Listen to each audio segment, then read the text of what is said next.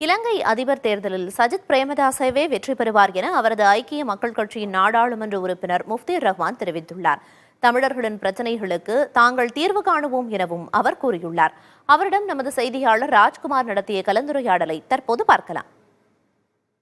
கிட்டத்தட்ட தேர்தலுக்கான அந்த கேம்பெயின் முடிகிற ஸ்டேஜுக்கு வந்திருக்கு. இலங்கையில உங்களுக்கான வெற்றி வாய்ப்புக்கான சாத்தியங்கள் எப்படி இருக்கு?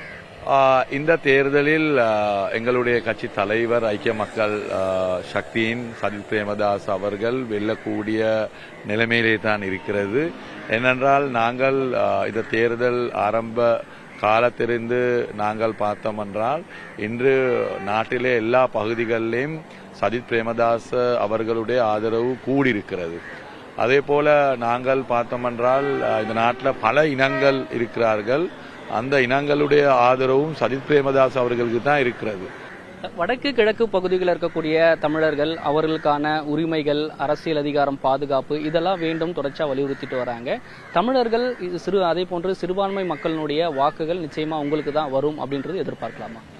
நிச்சயமா சஜித் பிரேமதாஸ் அவர்கள் கடந்த ஒரு எதிர்கட்சி தலைவராக இருந்து அவர் இந்த நாட்டில் சிறுபான்மை மக்களுடைய பிரச்சனைகளில் தெளிவாக அவருடைய கருத்தை தெரிவித்து இருக்கிறார்கள்.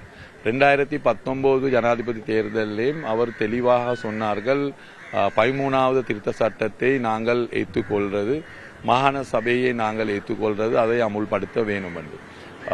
தமிழ் கட்சிகள் சில கட்சிகள் அதை ஏற்றுக்கொண்டிருக்கிறார்கள், சில கட்சிகள் அந்த தீர்ப்பும் போதாதென்று கூறக்கூடிய நிலைமையிலே இருக்கிறார்கள். ஆனால் நாங்கள் ஒரு ஆரம்ப கட்டமாக இந்த பிரச்சனையை தீர்க்கிறதுக்கு மாகாண சபையிலிருந்து ஆரம்பிப்போம் என்று ஒரு பேரணியை நாங்கள் முன்வைத்திருக்கிறோம். நான் நினைக்கிறேன் அது வடக்கு கிழக்கில் வாழக்கூடிய தமிழ் மக்களுக்கு ஒரு சாதகமா இருக்கிறது. யங்ஸ்டர்ஸ் அண்ட் ஃபர்ஸ்ட் டைம் ஓட்டர்ஸ்லாம் அரௌண்ட் ஒரு 40 lakhs பீப்புள்ஸ் இருப்பாங்க அப்படின்னு பார்க்குறோம். அவங்க எல்லாமே வேலை வாய்ப்பை தான் டிபெண்ட் பண்றாங்க, ஆர் இன்வெஸ்ட் பண்றதுக்கு ஒரு நல்ல திட்டங்கள் வேணும்னு நினைக்கிறாங்க.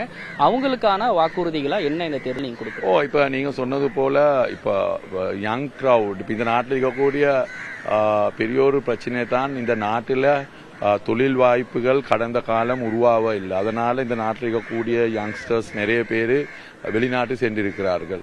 இப்பயும் நீங்கள் பார்த்தீங்கன்னா இமிகிரேஷன்ல வெளிநாட்டு செல்றதுக்கு ஆயிரக்கணக்கான இளைஞர்கள் அவர்களுடைய பாஸ்போர்ட்டை எடுக்கிறதுக்கு போலின்ல நாள் கணக்கு அவர்கள் இருந்து கொண்டு இருக்கிறார்கள். இனி அது என்ன என்றால் இந்த நாட்டுடைய இருக்கக்கூடிய இந்த அரசியல் சூழ்நிலையும் இந்த நிலைமையை பற்றி அவர்களுக்கு ஒரு நம்பிக்கை ஒன்று இல்லாமல் பேசி இருக்கிறது. அதனால எல்லாரும் வெளிநாட்டு செல்றதுக்கு தான் பார்க்குறாங்க. இனி அது நாங்கள் நினைக்கிறோம் அவ்வளோ நல்லமான ஒரு விஷயம் அல்ல நாட்டை பொறுத்த வகையில். அதனால நாங்கள் எங்களுடைய அரசாங்கையில் நீங்கள் சொன்னது போல டெக்னாலஜி, இன்ஃபர்மேஷன் ஐடி சைடில் மீண்டும் இந்த நாட்டுக்கு இன்வெஸ்டர்ஸ் மாறவர்களை கொண்டு வந்து ஐடி செக்டரை டெவலப் பண்ணக்கூடிய பல நடவடிக்கை எடுக்கிறதுக்கு நாங்கள் பல திட்டங்கள் முன்வைத்து இருக்கிறோம். அந்த நாலேஜ் பேஸ் எக்கானமி ஒன்று உருவாக்குறதுக்கு தேவையான அடிப்படை வசதிகள், அதுக்கு தேவையான முடிவுகள், பேரணிகள் எல்லாம் நாங்கள் முன்வைத்திருக்கிறோம்.